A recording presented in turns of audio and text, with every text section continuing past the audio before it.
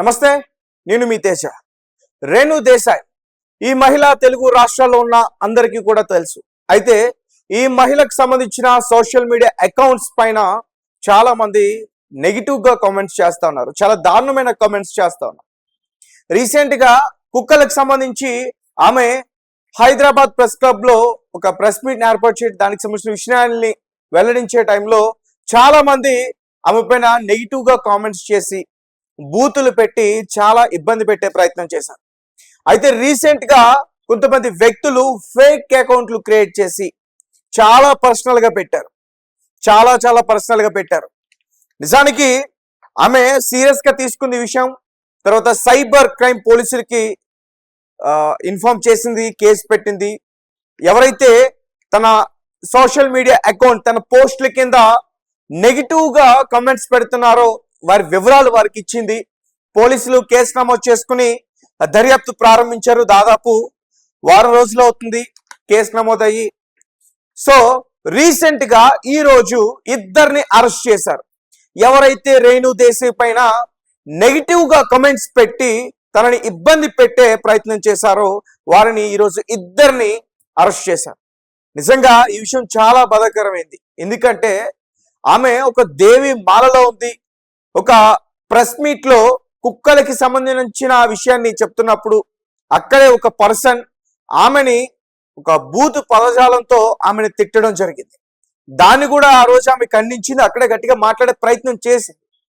తర్వాత నెటిజన్స్ చాలా మంది ఆమె సోషల్ మీడియా అకౌంట్స్ ఏవైతే పోస్టులు పెడుతుందో విపరీతంగా ఆమె పైన కమెంట్స్ చేశారు. ఆ విషయాన్ని కమెంట్ చేస్తే ఓకే, బట్ తమ పర్సనల్ లైఫ్ ని కూడా కమెంట్ చేసే ప్రయత్నం చేశారు. చాలా ఎమోషనల్ అయింది. ఒక పోస్ట్ కూడా పెట్టింది ఆమె. 2012 నుంచి ఈ రోజు వరకు కూడా నన్ను చాలా ఇబ్బంది పెట్టారు.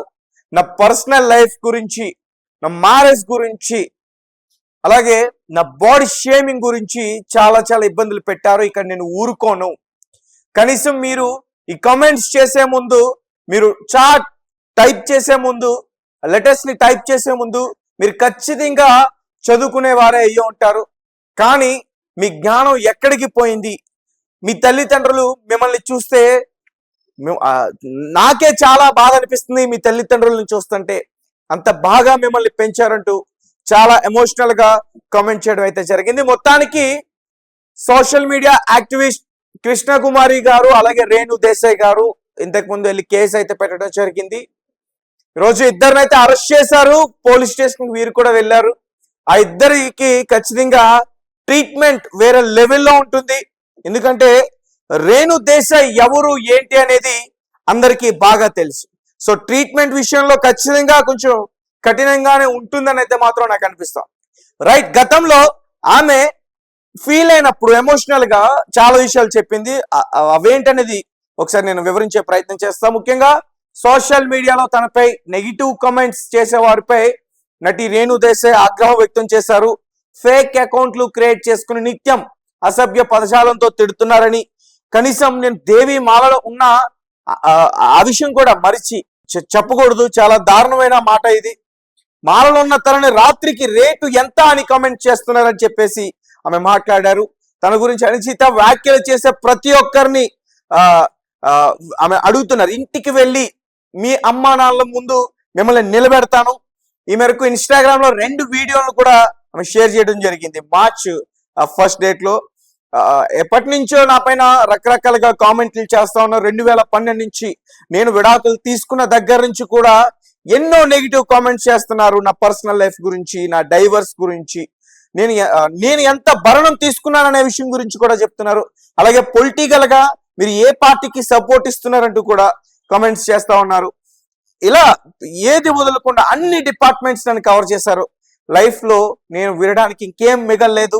కానీ ఈ ఏడాది జనవరిలో ఈ వీధి కుక్కల గురించి పెట్టిన ప్రెస్ మీట్ లో నన్ను కొంతమంది ఎన్జిఓలు నన్ను అందులో పాల్గొమని కోరుకున్నారు. నేను ఆ మీటింగ్ కి రానని చెప్పాను. ఏదైనా మాట్లాడితే నాకు తిట్లు పడతాయని తప్ప దాని నుంచి వచ్చేది ఏమి ఉండదని కూడా నేను చాలా క్లియర్ గా చెప్పాను. కానీ 100 కుక్కల్ని చంపేస్తున్నారు, రావాల్సిందేనంటూ వారు నన్ను కన్విన్స్ చేశారు. 100 కుక్కల్ని చంపేస్తానంటూ నాకు చాలా బాధ అనిపించింది.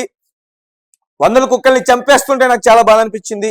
ఆ 100 కుక్కల్లో 10 మాత్రమే పిచ్చి ఉంటాయని, వాటితో జాగ్రత్తగా ఉండాలని నేను ఆ రోజు ఆ ప్రెస్ మీట్ లో క్లియర్ గా చెప్పాను.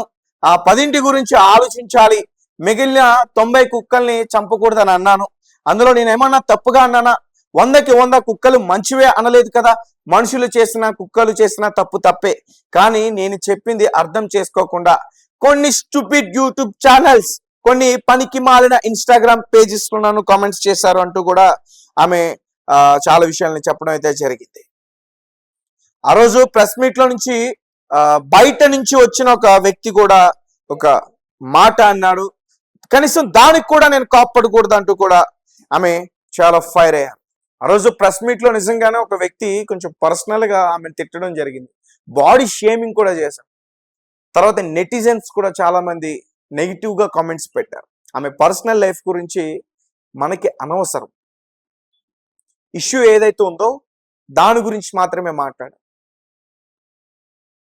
సో గైస్, సైబర్ పోలీస్ ఇద్దరినైతే అరెస్ట్ చేశారు. ఇంకొక ఇద్దరు ఆల్రెడీ రెడీగా ఉన్నారు. వారిని కూడా త్వరలోనే అరెస్ట్ చేయబోతున్నారు. మరి వీళ్ళకి ఎటువంటి ట్రీట్మెంట్ ఇవ్వాలంటారు? మీరేం చెప్తారు? ఇలా సోషల్ మీడియా అకౌంట్స్ లో అసభ్య పదజాలంతో ఇట్లాంటి కామెంట్స్ చేస్తున్న వారిని పట్టుకుని పోలీసులు ఎటువంటి ట్రీట్మెంట్ ఇస్తే ఇంకొకరు చేయకుండా ఉంటారు? మీరేం చెప్తారు? మీ కామెంట్స్ ఏంటనే విషయాన్ని ఖచ్చితంగా తెలియపరచండి.